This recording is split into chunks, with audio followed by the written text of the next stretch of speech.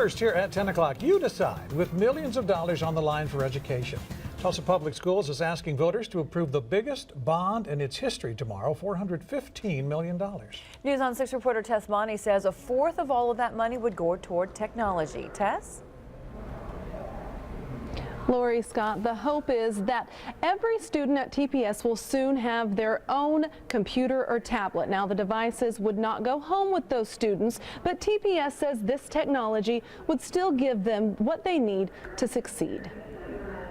Chalkboards are no longer needed in Mr. Friday's 8th grade class. He's essentially able to teach through the click of a mouse. With a White House home. While his students scribble down their history notes using tools of the past. What about his beginnings? Tulsa Public Schools is hoping to move into the digital era by asking voters to approve a history-making $415 million bond, which includes $110 million for technology upgrades that can't be found anywhere else. This is our entire funding for student technology. We don't have any other funding from the state to buy computers.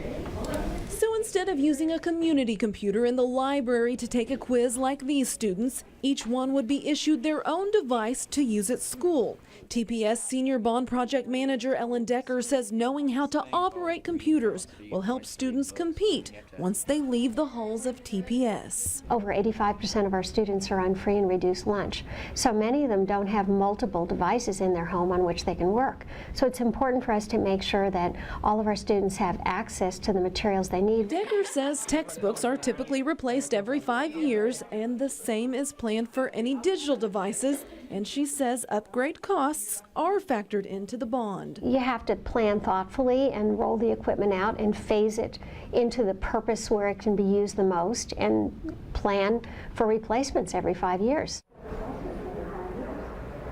The technology portion of this bond will cover networking costs as well as upgrading classrooms with 21st century equipment. Now, the bond also covers transportation and construction, but we've listed all of the information you need to know at newson6.com. Tess Monty, News on 6.